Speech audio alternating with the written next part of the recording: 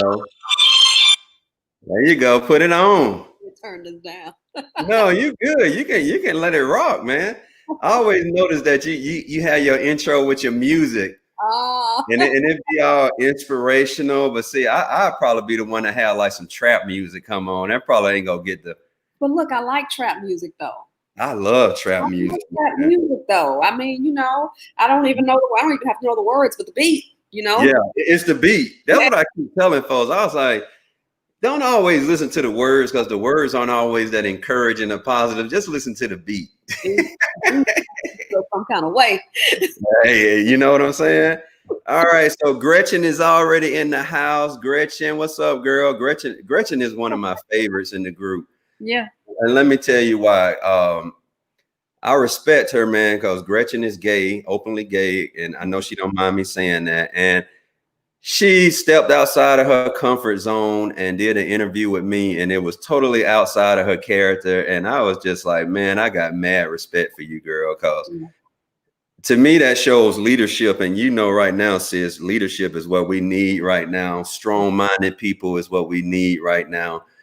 But before I go off into a tangent, everybody, we are live. It's Blended Lines family back in this thing, and I got my sister, Keisa Sharpe-Jefferson. I got to get used to the Jefferson. I know you got me. Right. And I've never met him, but I can tell he's a phenomenal guy. And look, you happy, which makes me happy. Yeah. And I just appreciate you taking time out of your schedule, because I know that you're a life coach now, and we share a passion in self-care and mental health. Yeah. And you're also a member in Blended Lines. So as I always do before I get started, just tell us a little bit about yourself and how you made it to Blended Lines. Well, you did a phenomenal introduction, but I am in a place right now where change has been my life, and I have a background as a newscaster for 10 years. Left that, went into crisis communications with the American Red Cross, then went into corporate communications, and literally I was released earlier this year, to go into what I've been doing for years. I've been a life coach for years. Okay. I've been training people for years. I just wasn't doing it in a full-time capacity, or where I could do it in a full-time capacity. And in April, I just felt the release to go ahead and do this full-time.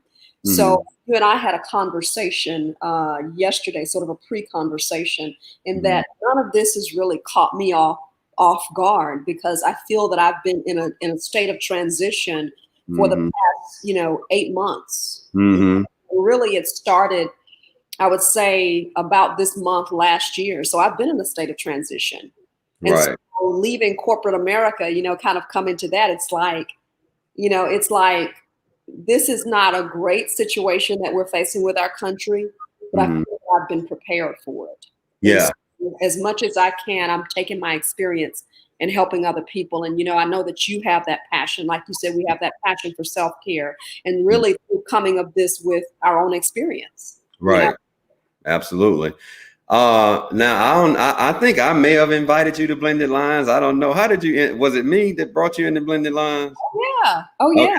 Oh yeah. And I have to ask that because I literally, like, every day I have to pinch myself, because I always tell people the reason that the group was even started, like, I didn't foresee any of this. All right. It was just me as a Black man being very angry. All right. And you've known me for some time, so you know that my natural personality is jovial, nice, smiling, happy. And after George Floyd got murdered, I was pissed for like 2 weeks straight. And it didn't sit well with me, because I was like, so what I was doing was I was pissed, and then I was running out to social media, and I was kind of like putting my frustrations out there. And I felt like I was adding more hurt than help. And I wasn't real nasty with it, but it to me, it felt like I was adding more to the division than bringing people together, just by frustrating my thoughts. So just in my spirit, I felt like create a group The name came to me, blended line, all of it came to me. I got that from God, the Holy Spirit. And, and I always say this, we have non-believers and atheists in the group, no love lost. We love everybody. Don't judge any of them. I'm just telling you how this came to be about. And it just, long story short, within a month, we almost hit 1,000 people. And I was actually talking to a woman who has a like a legitimate nonprofit and does something similar to what we do in Hoover. And I ran into her the other day and she was like, how did you get your numbers to 1,000? It took us a year to get to that. How did you do that? And I said, look, I don't take the credit. Obviously, it's something that's needed right now during this time. And so I don't take any credit for that. But let's go back to the mental health aspect, because, you and I have history. And I think it's a beautiful thing how we kind of went through a storm together. Wasn't even like we didn't even know y'all. Like it's just I hit her up one day in a message and was like, hey, what's up? And we got to talking, and I just happened to be on some leave because of some, some mental issues. And anyway, long story short, we were going down a similar path. And now when we both look back, and the conversation we were having yesterday was like, last year was my darkest moment in my life. And I have no reservations with saying that. All right. I was very low. I was very dark. But to see where I was then and to see where I am now, and you see the smile, right? Like, oh yeah, it's unbelievable. And I felt like God kind of prepared me for what's going on now, which right now is crazy. So tell us a little bit, if you don't mind, or if you're comfortable, in share your story about how you got to where you are now. Yeah, it's kind of crazy, right? Because it's like, who knew that a year ago or in this place, I would be sitting here probably in what I would say, you still have your challenges and everything, but one of the most exciting times of my life, being a full-time entrepreneur, can encourage people, can talk to you, without any limitations or concerns about a corporate job. So just, I'm a person who has this type of personality, Cliff, where I kind of go at things really, really hard. Like I'm nothing, no matter what position I get. And so I was pretty much like that in my corporate job. And I felt like, for whatever reason, I'd come off of a year where I'd lost my grandmother in 2019. I'd lost my father in 2019. So that meant, in addition to the job I was doing, I was traveling, a couple of hours away to see him as he became more ill, and, going back and forth with my grandmom. And then I had to kind of work, I had some family issues that I had to kind of work through, that it affected some family members as a result of her, of my grandmother dying and everything. So all of that, I think, ended up taking a toll on me. And at the same time, my position, it became more weighty in that, it didn't seem as if you had time off. My responsibilities increased. They didn't let up. And so you add all those things together, and that's a recipe for something. And I think, I have a tendency to sort of push through things. So after my grandmother's death, kind of pushed through it. I went through my ordeal with a family member, trying to help them get resituated again, pushed through that. Father died, pushed through that. I instead of getting the standard 3 days of bereavement, I got 5 days of bereavement. Came on back to work, and tried to push through. And the whole time, I never honored Keisa. I took time to honor what Keisa needed, because I was too busy looking at what everybody else needed. And keep in mind, while I was going through all of that, again, remember, because we spend a large majority of our time at work oftentimes. So the weight of work was bearing down even more greatly. Had more responsibilities increased, and you just kind of, you just kept going. And at the time, we had kind of gone back to my background is that of news. And we were kind of going back to more of a style of kind of news reporting, stories every day, deadlines. And I left that years earlier. Right. Oh, I got you. And I had a friend who said to me, he said, isn't it interesting how you walked away from that pressure and that deadline pressure, and it's come to try to find you again?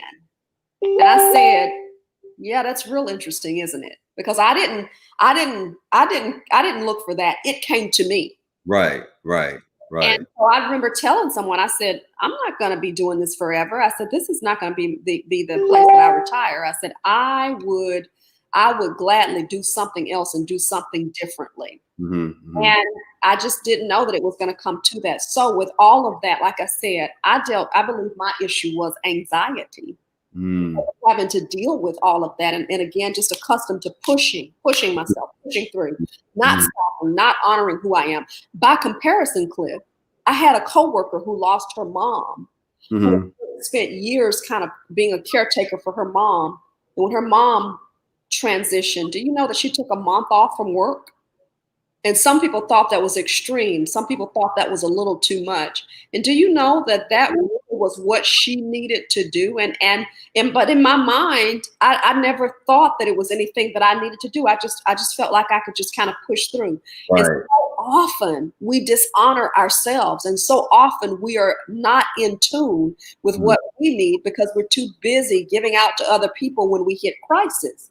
And so the reason that people are struggling, God allowed for whatever reason, God allowed us to kind of go through a crisis and mm. understand how to pull back and take care of ourselves. So at this point, this doesn't catch us by surprise because we've Right, taken the time and we've done the work of, right, of self-care to get ourselves back. So this is not as extreme or doesn't hit as hard because we are aware and we right. are in tune with self. You understand? Oh man, look, I got man, look, I don't know. Look at the I don't know. Can you see it? I got goosebumps. Look at the goosebumps. I do, man. I got no, I so get it. And everything you hit on was exactly what I went through. It was just Cliff lost reality with who Cliff was. Yeah. Cliff was trying to make everybody else happy. Okay, number one issue, Cliff was a people pleaser.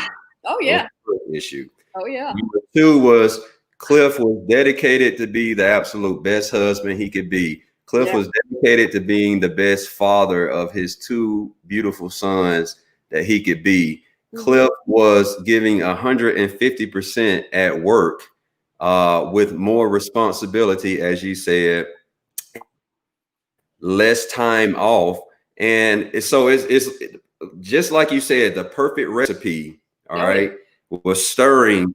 And then last year it just all like came crumbling down, man. And I don't know if you had this when you went through your ordeal, but the one question I remember I kept asking when I was in the thick of it was, how did I get here? Yeah. How did I get here? Like, I have everything. And see, that's the thing. Outside looking in, I had the American dream. You know what Yeah. I'm saying? I had Oh it yeah. all. Oh yeah. And I was the unhappiest person, or at least I thought, on the planet. And it's just amazing. Now, I want to segue into another thing because it's interesting. Like you've always, I consider you a strong black woman. I love strong black women. You know, my wife is a strong black woman. And in Mhm. the group yesterday, and my mom, I got to get shout out to mom. Mom is a strong black woman. All right. Yeah. And in the group, yeah, in the group, the question came up where people were asking the white people, like, what is it about black people that either scares you or intimidates you? And a lot of responses came back from like, when it comes to black women, you know, there was black females saying this. I mean, white females were saying this. When it comes to black women, they seem very strong and they got themselves together. And you being a black woman, do you think that's coming from a place where you've had to go the extra mile to always prove yourself, or do you just think in a black woman's DNA that's just how they're built? Both. I Both. think that. Mhm. Yeah. I was the product of my mother and father divorcing. So, Okay. so all I saw when I grew up was a woman, a black woman who handled everything or who tried, whether successfully in some arenas and unsuccessfully in other arenas. And guess what? That would be the case if it were both parents there. Sometimes even both parents, they have some parts that are successful, some parts that aren't successful, Right. pure and simple. Right. So That's all I knew, to the degree to where I am 48. My husband and I will be married for 2 years, September 28th. And I am what Mm-hmm. you call a late bloomer in the arena of marriage, because I spent the first part of my life really trying to work and trying to achieve and being that strong Black woman, and not really understanding or knowing how to really embrace, the strength of a Black man. Oh, So, wow. and, Yeah. and and part of that problem was just because I didn't see it growing up. So because I Mm, didn't see it, I didn't know I didn't know what it looked like. I didn't know right. my role in receiving that or working with that. So both, I think, by DNA, I have two grandmothers who, I tend to think I have lots of characteristics of those two grandmothers. Very strong, very, Right.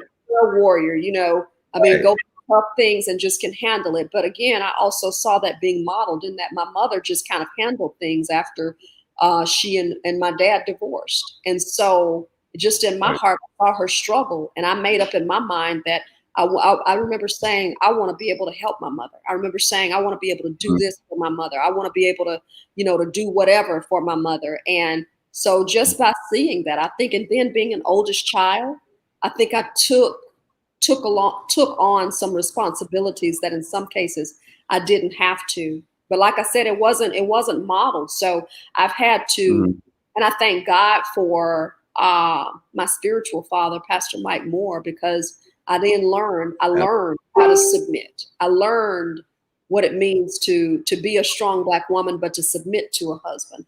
I learned what it means to submit to God. Does that make Right. sense?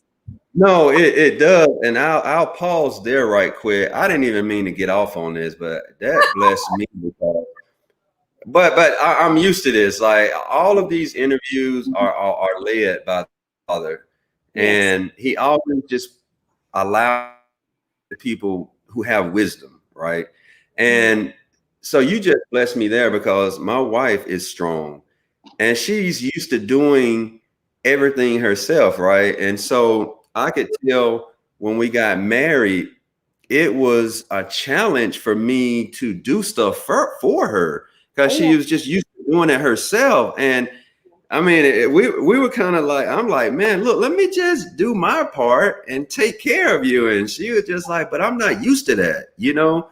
Have a So it, conversation with my husband, Cliff. Have a conversation with him, and there's some things I still have to learn, and I have to right, allow him to do for me. Because right. independence or being accustomed to doing it on your own. So I Yeah, sympathize with your wife. I yeah. empathize. And we just appreciate y'all, man. I'm sure your husband would agree that you're even trying to do it. Cause I know it's not easy. You know what Yeah, I'm saying? Like, I mean, you know my wife, man. She a boss, she an entrepreneur boss. And yeah. look, if we just really just step back, uh, do she need me? I mean, yes, from a spouse standpoint and love and nurture, but you take that out the way. No, she don't need me, you know. But but I like that though. I like that she's so strong-minded, but is being strong like that, is there a thin line between where it's like, you're strong and then it's too much? Do you have to balance it out, you think? Great question. I had a young lady about 3 or 4 years ago. She's a good friend of mine today. She asked me. She said that she's married and her husband now. Mm, Whereas I'm the person before getting married, I had to take care of everything on my own. mm, Was by myself, bought my house, bought my car. Didn't depend on anybody to do. Well, she's been married for the better part of 15 years. mm, Maybe 16, 17 now, but at that point, maybe about 15 years. And she called me and she said, my husband told me to give you a call. I said, your husband told you to call me? She said, yeah, because he told me to ask you. She said, I told him that I was going to leave him. They were having some issues. And she said, I right. told him I was going to leave him. And he told, and at the time she was not working. She had 3 children and he took care of everything. Wow. She has her own business. So she was kind of had the leeway to start a business and have the flexibility with that. And she said that my husband told me to give you a call and ask, being a woman having to do everything on your own, What do you think about that? Do you think it's been easy, or how do you think it's been? And Mm-hmm. I told her honestly, I said, I would love to be able to depend on someone. This was 5 years ago when I was single. I said, I'd Mm-hmm. love to be able to depend on someone. I said, so I can't tell you whether or not to leave your husband. I said, but sometimes it is a tough road being a single person, knowing you've got no one else to depend on. Right. And Right. so if I said, I'm not going to tell you to leave him. Right. I'm going to tell you that I said, I'm not that woman who says, you don't need him. You can do whatever, blah, blah, blah. Right. I said, I'm not Right. going to get that from me. So is there a time sometimes when it's too much? I'd say, yeah, because I Mm-hmm. think after a certain amount of time, I didn't know what it was like to depend on someone else. I felt I had to do whatever. Now I do know what it's like, because remember I said that I'm an entrepreneur now. Uh, Right. and I had something happen even more recently where I've kind of had to depend on my husband, and I thank God for him, Mm-hmm. because if it had not been for him, I may not have been able to make the decision to step out and be a full-time entrepreneur. So, Right. yeah, I think sometimes it can be too much, number one. And number two, even with the strong Black woman, even with that independence, we can still be reformed, because after a certain while, I think we start to realize you can take off that superwoman cape, honey. Yeah, it's okay to allow somebody to help you, because at some point you get Right. tired. Yeah. Yeah. Absolutely. So let's dive into self-care, all right, which is, one of your strengths. And Mhm. so as you already know, there's a lot going on right Yeah. now, a lot going on. Mhm. Um, what would you tell people is the number one thing they need to be doing right now when it comes to self-care? Because and I'll add, for me, and this is only Cliff now, I don't watch the news. All right. Now people give me flack. All right. They say, look, you need to watch the news. You need to know what's going on in America, blah, blah, blah, blah.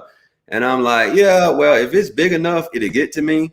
But Yeah. when I watch the news, it depresses me. It just brings me down. You know what I'm saying? So I just choose not to watch it, period. Mhm. But what are some things you do to practice self? What are some things you recommend to people to do it? Great question. And I will tell you this, amazingly, being a former newscaster, I really don't watch the news either. Um, Mm, I, I had my years of watching the news and reporting on all the fires and the shootings and all, all of the negative news that you can, to the degree where I right, feel I have a right now to choose my consumption. I can't sit up and watch right. about President Trump. I can't sit up and watch about the pandemic, and people could, what I believe in some instances, gamble at the hand at the expense of the American people. I can't Mm-hmm, continue to watch that. What I can do is I can, as a Christian, pray.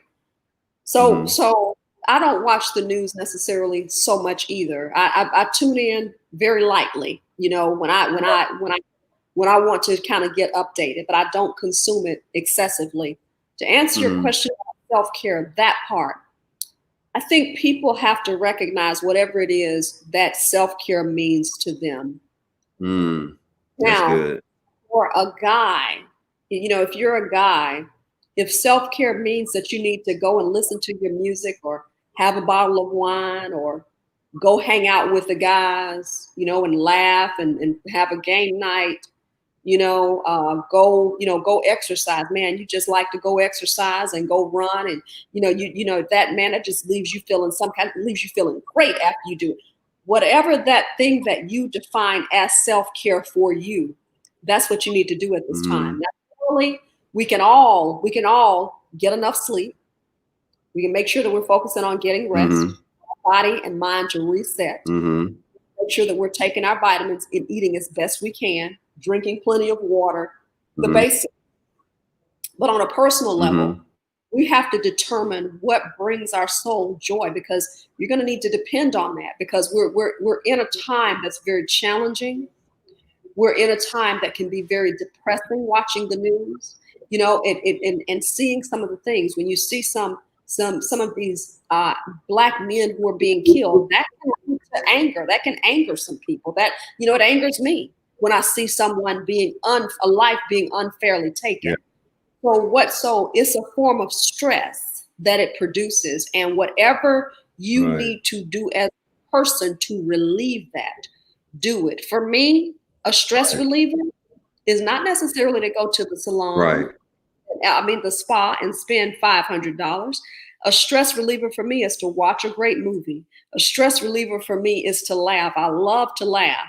So, me and my husband try to make sure we laughing, keep a lot of humor in things. A stress reliever for me is just, believe it or not, to have peace and quiet and to connect with nature. So, for some women, a stress reliever maybe to get their nails done, which, as you can see, I haven't had mine done in a while. I've been kind of shut in the coronavirus. But yeah. But I think it's whatever it is that makes your heart, if it's going to get a good meal and a glass of wine, if it is, if it's going to the store and buying you a new hat, it's simple things like that, but it's making sure just to pay attention to what your heart really desires. I'm not talking about anything crazy. I'm not talking about anything that puts you, going out and buying a Ferrari and it puts you and your family back. That's you back the next time. That would be me. I'm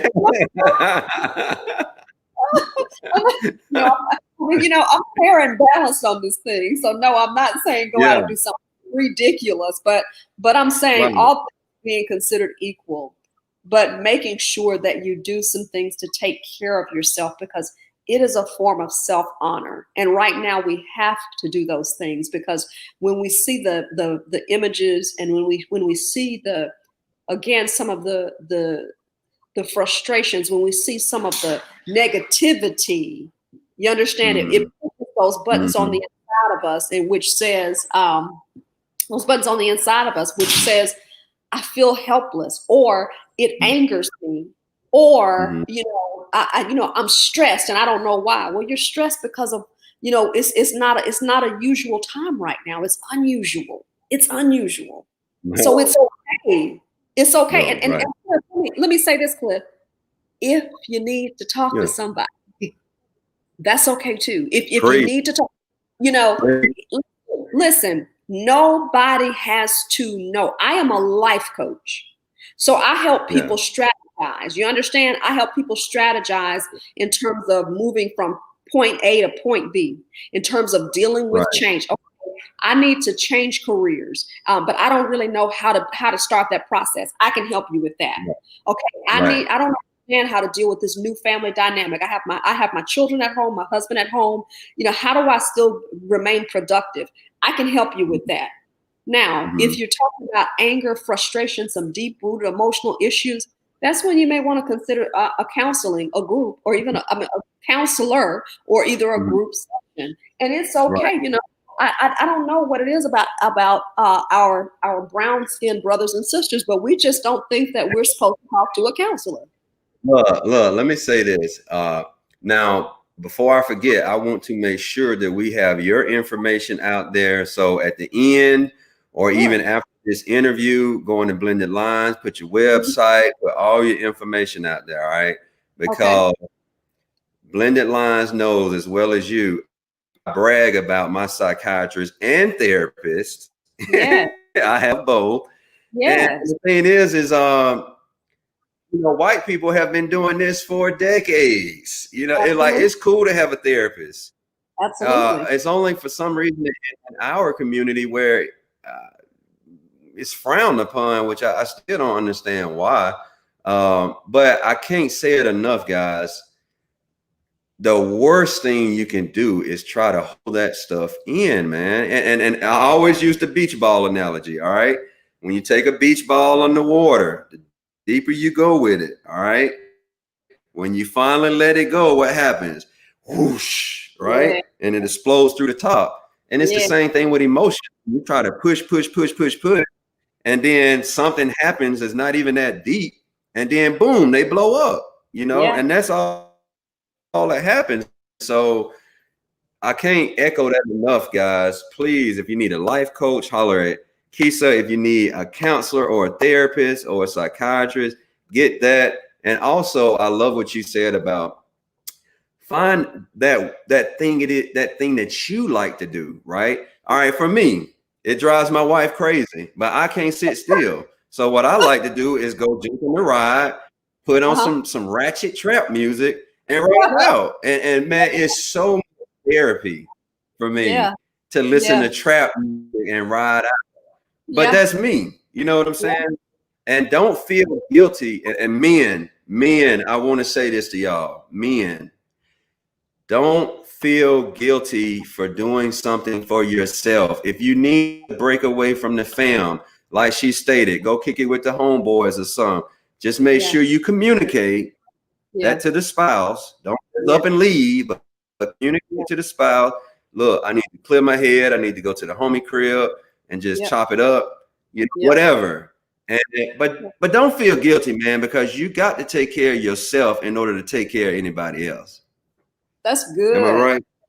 That's good. And let me go ahead and help the brethren out and say, sisters, when he tells you that he needs a breakaway, when he tells you that he needs to go and spend a little time with the guys tonight, or when he tells you that he just, hey, I'm going to go ride out for a little while, allow him to do that. Don't, we can't be so insecure to where we're just like, well, why are you going to do whatever? Why are you leaving me? I need you here. No, what you need is a healthy, whole spouse or mate or boyfriend or significant other. That's what you need. And I'm about to start. Yeah. I'm about to put this table out the way and praise dance. Go ahead. I ain't mean to cut you off. Go ahead, sis. Go ahead. I had to. Listen, I've been that other person, who's been like, well, no, I don't understand why you want. I think when I was first married, I think I was like that. And let me tell you something. If you want to understand the power of prayer and the power of the presence of God, you need to look no further than right here, because God just kind of downloaded in me. This man is here with you day in and day out. Let him go and let him hang with his friends. Let him go and let him explore. My husband just walked out the door and said, hey, I'm going to go do so. He was kind of giving me code or whatever, and you all couldn't see, so I was kind of I picked it out because I'd be the same way. Yeah. So he was kind of giving me code like, hey, I'll be back. He'd already talked to me this morning. And, we're at that point now where I recognize he's coming back home at night. He's coming back home to me. And I'm going to give him the freedom to be the best person that he needs to be. And ladies, you give people the freedom. You give that gentleman the freedom to be the best person that he can be. And he comes back to you better. And he appreciates you. So yes, whatever that is, if it's listening to your trap music, if it's just going out, letting the wind blow through your beard and your hair, or whatever. Yeah, it's okay, because I remember I was immature really at the beginning of this marriage, and God did an amazing quick work and a wonderful work. I was immature, having been alone by myself, and I remember thinking, well, my husband, he's going out. And I was talking to one of my family members who basically said, you're going to want your time alone too. So why are you making a big deal about him wanting to go out and do a couple of things without you being there? There's going to come a point where you're going to want your time to. No truer words have been spoken. No truer words, because each and every one of us at some point are going to want, and in fact, I dare say need time alone. So yeah, whatever that is, and I agree with what you're saying. Men, don't feel guilty. Women, don't feel guilty. Come to an understanding. Go and talk to her. Go and talk to him logically and with sense. Hey, sweetheart, this is what I need. It's nothing against you. I'm just feeling a little bit tired right now, and I'm just feeling like I need a few minutes to go out. I mean, that's how my husband deals with me, and I can go and talk to him, and there's not anything I can't ask him. So yes, let's be mature, and let's give each other a little bit of grace right now. And that's how it should. Yeah. Absolutely, man. And look, I get it. Like, it's not easy. I mean, one of the things as a husband that I had to really, really work on was communicating to my wife, because as men, we're already taught, and I'm not using this as an excuse, I promise, but as men, we are taught to hold our emotions in, all right? To suck it up, don't cry, push through. And so coming into the marriage already, I felt like I couldn't share a lot with my wife because I'm a man. I got to suck it up, right? And then finally, after years of her just like, Cliff, you have got to start talking to me. I mean, because she could see it. I would come home from work, man, and you know how wives are. Y'all, as soon as we hit the door, y'all already do a scan and be like, okay, mood, you know, and so she already see I'm coming in, I'm stressed, I'm irritated, I'm mad. And then she'd be like, what's wrong, honey? You good? Yeah, I'm all right. Yeah. And but it was my way of trying to protect her. But as soon as I start opening up and talking to her, man, I cannot tell you how much better I felt. And she wasn't trying to answer. She just wanted to be there, to you know, a shoulder to cry on, or ear to listen to. And then I ended up appreciating that she wanted to do it. That's You know, right. and going, and I'll look out for the women. My wife is one of the ones that likes to get her nails and toes done. She does it like every other week. When she do it, I don't say nothing. You know, like she did it the other day and left the boys here with me. Now I work from home, and having two rambunctious boys here is a lot. All right. But when she said, hey, I'm going to get my nails done, I didn't say jack, because she deserved that. You know what I'm saying? Yeah. And now that is one time you got to suck it up and handle the kids, you know, because she do it every day. Yeah. You know? Yeah. That's good. And in all fairness, my husband tells me to go get my nails done, but my excuse has been COVID. You know, he tells me to get my toes and my nails done. But COVID is out there right now. I don't want to get them done. He's like, honey, you communicate and with your hands, please get that done, because he said, you know what, that's really a representation of me. So in all fairness, he has told me to go do it. So I just have to go and do it. Yeah. Well, I mean, at least he got your back, and that's all that matters. That's all that matters. So let's talk about. See, I could talk to you for hours, man. You already know that. Let's talk about. All right, let's jump back over to the race side. So you being a Black woman, what has been the biggest challenge for you? Now, before we go into that, I want to say, like, I've interviewed some other strong Black women in the group. Tiki, who's on here, I saw Tiki, and Adrian, and they have locks. All right, and I know when it came to corporate America, they expressed their frustration with how in corporate America, you already know because you didn't been there, how they will look at something as simple as your hair, and judge you off of it. You know, I remember Tiki told me that she had me rolling. Tiki was like, she come in there with her locks and they don't really say nothing, but then when she put a wig on, it's like straight and perm or relaxed. And they like, oh, it's so pretty. And she said she come right back in the next day with it, with the locks. Good. So what are the challenges being a Black woman that you go through? Any and all of the above. Tiki and I are kind of like on that same. I know Tiki. Love Tiki. Kind of like on that. That's my girl. Yeah. Kind of like on that same natural hair journey. Have been for years. And, you know, it's the same thing. I mean, that was a frustration when I first started. I remember being so afraid of going natural because I was a spokesperson for a corporation that I and Tiki have, you know, all worked for. And I just remember being very nervous about it and just being so unsettled because I was going natural. And I wasn't trying to make a statement. I literally did it for health reasons. I sustained a chemical burn in the center of my scalp when I was getting my hair relaxed and straightened. And so I made the decision, no more chemicals for me, no more, no moss. Right. And remember being nervous, thinking, what are they going to think? And I think for a season, Cliff, I can't tell you that I was not sort of, until I kind of got it right, because I was a public figure, I was a spokesperson. So I was being interviewed, and I know image was important.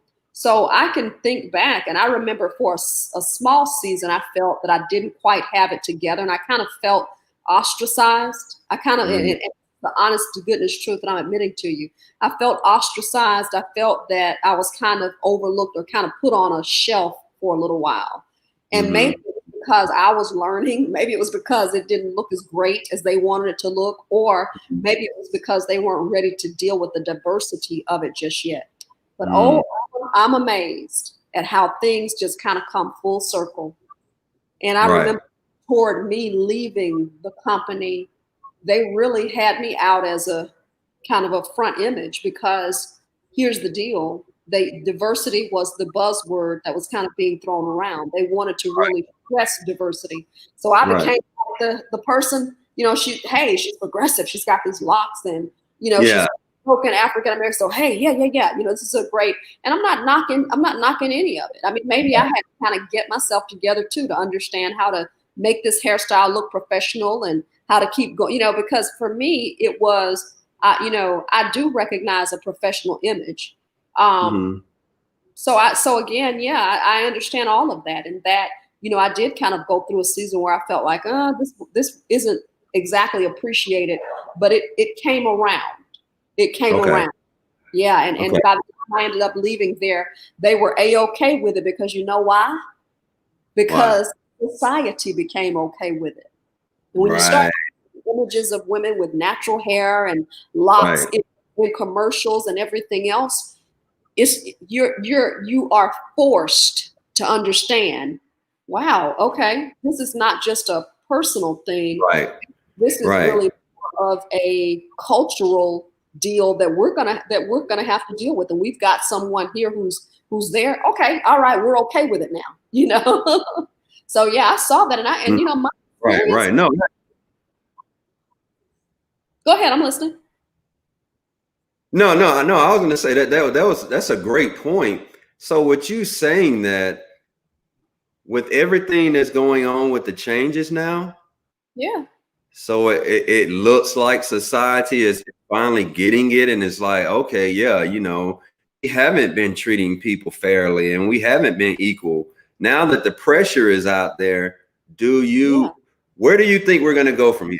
Where do you think we're going to go from here? Because and let me say this, because every Black person I've talked to, including myself, has been cautiously optimistic. All right. Cautiously optimistic, because we have seen these issues and these protests before, and it lasts for 2 minutes, it go away, and then it's back to usual, right? And so we're all a little nervous that that's going to happen again. Although I will say that I'm seeing some things that I've never seen in my lifetime. So do you think this is it? Do you think it's finally about to change? And I know it's not going to happen overnight, but do you think this is it? Honestly, no. Yeah. No. Wow. And that's wow. I can't even believe that I would say that, because if there were going to be true and sustainable change, we still wouldn't be having the discussion about why there are African American men who are gunned down, who don't have weapons, or who are in a position of retreat, or et cetera, however that story and that narrative goes. Because honestly, Cliff, it's easy to rectify this. I'm a commentator each week on KCast Radio, kcastradio.com, and I know Tony, by the way. I didn't mean to interrupt you, but I know Tony. Yeah, I know Tony. Tell him I said hey when you see him. I sure will. I know Tony. I actually knew Dr. Josh. Dr. Josh was kind of like a mentor to me. So Tony, so I'm just like, guys are cool, because I feel like they're open to a diverse perspective. So I have much respect for them on that, And Yeah. so they asked me Thursday. I came on Thursday to talk about the police shooting, one of the latest police shootings. And I said, this is very simple to rectify. And you rectify this by simply holding those accountable who do this. So simple. It's so simple, but as George Floyd's brother said, common sense ain't common. At all.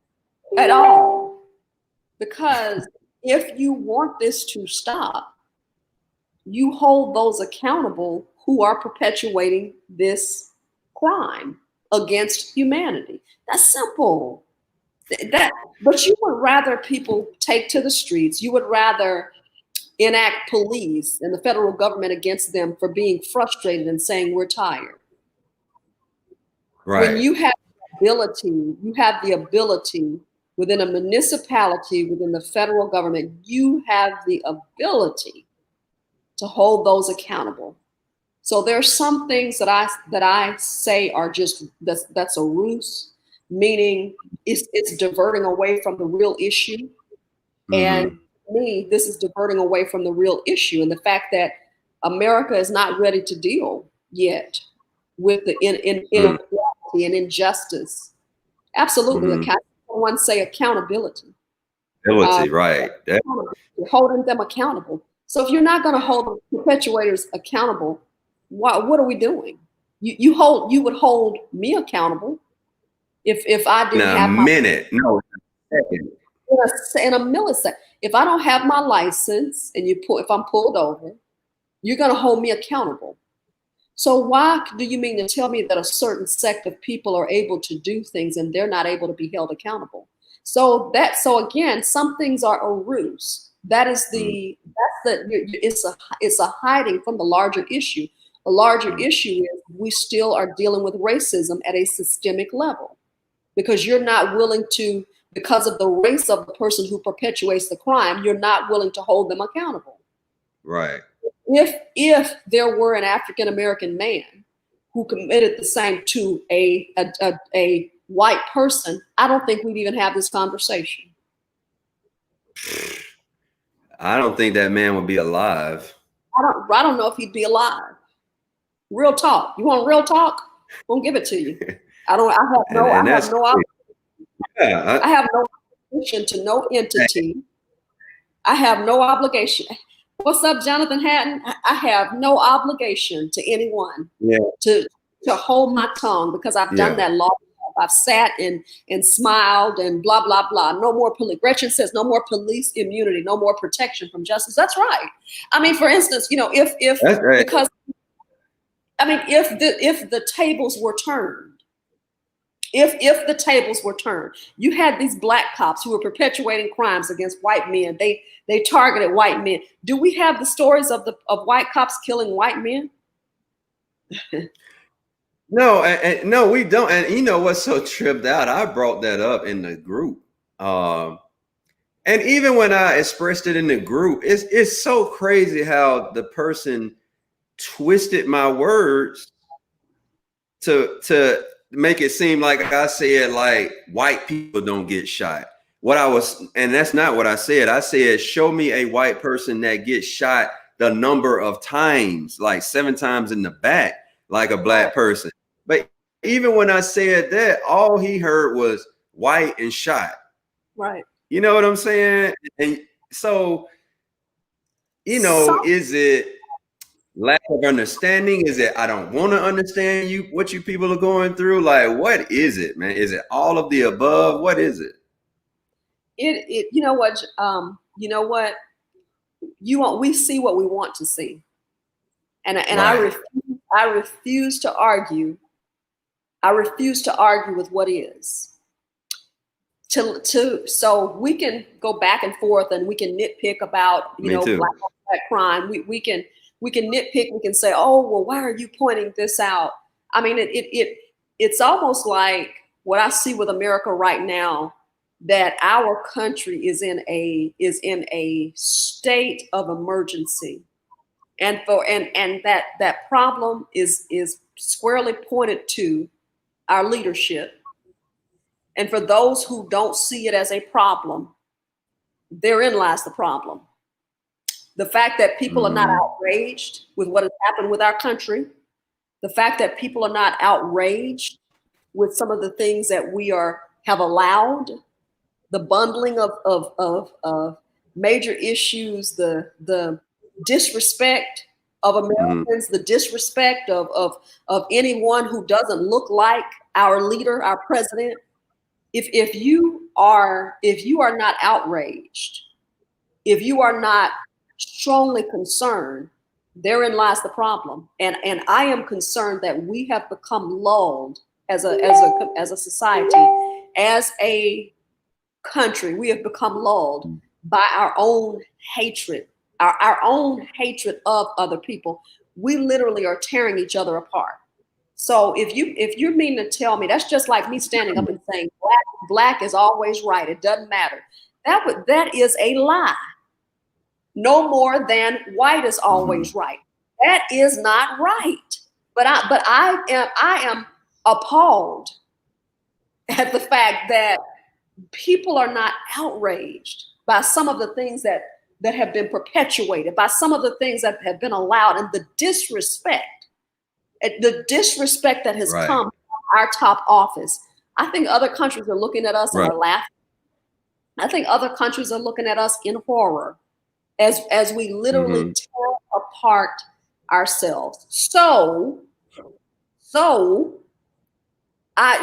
my encouragement to you, Cliff, you don't engage in those discussions with some people, because those are the same people who will have the rose-colored glasses on, looking at our federal government and saying that, yes, we should elect the same president for another 4 years.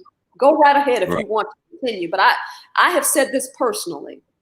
I am concerned if this is what we get in the first 4 years, I don't want to see what we get in the next 4 years. Right. And you know, go ahead. At Jonathan, and then it has another Facebook person that says, we see what we want to see. And both of them say we do.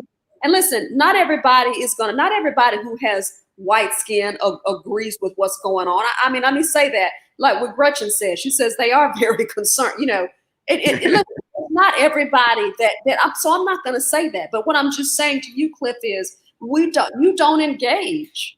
You do. Conversations. You can't, because it doesn't matter what you say. You know, it doesn't matter what you say. No, it doesn't matter. And thank you for telling me that, because you know, the way my mind works, I always seek to understand first in everything, right? And when I don't get the understanding, I'm just kind of like disappointed that it wasn't logical enough for me to understand. But what's so mind-blowing with racism to me is I don't understand why we're hated so much. I don't understand what is it about us other than our colored skin that makes a threat. I mean, my mind just can't comprehend it, and I keep trying to understand it, and I don't think I ever will. The hatred, man, just no. I wish I could understand it in a weird way. I really do. I guess so I could try to alleviate it, but I don't think I ever understand, and that does bother me. I'm not gonna lie, but it is what it is, and I only focus on things now that I have control over, which I'm sure you do too, because that's one thing I learned when I came out of the darkness, was that if I can't control it, I ain't finna spend not 1 minute on it. Yeah. But it's still frustrating though, because you know, it's very frustrating. We were talking before we came on, like, I don't know how credible it is, so I haven't said anything in blended lines, but one of my admins sent me a link and it said like another black guy had got shot in LA and killed by police officers, and I couldn't even bring myself to click on the link. Like, I'm so tired of waking up. I swear it seems like every week, man, to another black guy that's dead. And me being a black guy, whether I wanted to or not, it affects me. Absolutely. And then if I hear other details like he was a father and he was a dad, then it affects me even more. Yeah, absolutely. You know? So you asked me if I think anything will change. If Yeah. this movement hasn't changed the mentality of those who are perpetuating the crimes, we shall say, Mm-hmm. that it will change when someone is bold enough to say this is wrong and I'm going to stand for justice right now. I have not seen that collectively. And let's face it, we as African Americans, we are not often in the positions to be able to mandate change. And if we are, we're only going to be outnumbered. Yes. So that change can't come. There is such a thing about, or that is systemic racism. Mm-hmm. When you don't have diversity in these high-ranking positions that can bring about change, you understand? Yeah. And so will it change? We are not the people to be asked to be answering that question or even ask that question. It has to be demanded at a higher level. How do you do that? By getting out and voting. How do you do that? Mm-hmm. The ones who are in a position to have the conversations with these leaders at the state, at the local, state, and federal level, we have to demand that they ask for change. And if we're not satisfied, we vote them out. We vote them out. We exercise, we go to the polls. We go to the polls and we make a decision, in solidarity to vote out and rout out the evil that is present. And we don't act like we're so comfortable and everything is so good because I've just got my job and I'm gonna go to my job and everything. No, we can't afford to sit back. And that's what we did 4 years ago. That's what we did 4 years ago. President Obama got in. Oh, that was the Mecca. Then I'm good now. No, we're not. Yeah. No, we're not. Because as you see, there's anger, there's a current that was created as a result of him being elected that said, never again. Right. Yeah. It created it didn't create because the hatred was there, it exposed. Right. Yeah. It did. I mean, I knew the hate was there, but now I'm to the point where I'm like, whoo, it was way worse than I thought. You know what I'm saying? I mean, hate is hate. Why? The question is why? You asked that question. Yeah. Why? What? That's all I want to know. Why is there such a hatred? Yeah. Why? That's all I want to know. Like, I promise you, if I asked the why and somebody legitimately could tell me because you are this, or because I don't like brown, or I don't like black, or I don't like Africa, I'll be like, okay, well, at least I know. I mean, I could literally like keep it real like that and be like, all right, well, stay your A over there and I will stay over here and we just go keep it like this. But you can't even tell me why you hate me. So that alone is mind-boggling. Jonathan mentioned something. He says Dr.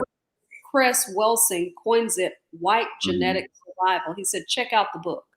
ISIS Papers, The Keys to Colors. That is very interesting. That is Jonathan be on point, man. That's my brother right there. And he teaches too, so he know all about this history stuff. That's right. And look, man, I could have asked you about 5 to 10 more questions. And these interviews, they go so fast, man. But the good thing about it is we can always do another one. So that's right. And I can already tell that they gonna want more of this. So we're wrapping up on the hour, sis. I want you to put your info, go ahead and say it, and then I want you to put it in the group afterwards too, okay? Okay, that sounds good. Literally, if they want to contact me, they can slide on into my inbox, into my DM. I'm just, no frills like that. But also, if you want to go and sort of officially book with me, you can go to KeisaSharpe.com and we can connect. So KeisaSharpe.com, or like I said as well, you can get in touch with me by going into my inbox as well. Even if we're not, I check my messages. So And look, y'all, she real, just like me. What you see right now is what you get. Ain't no fake. So if you like what you see, which I already know you do, holla at her. We both have the same goal, man. We love everybody. We don't judge. We're about what's right. And we're just trying to make the world a better place for everybody. You know what I'm saying? Which is our God-given gift and duty. And we go do it. So, and Chris, I see some. Thank you, y'all. Thank you for having me. I really appreciate it. The word for me right now in this stage in my life is straight, no chaser.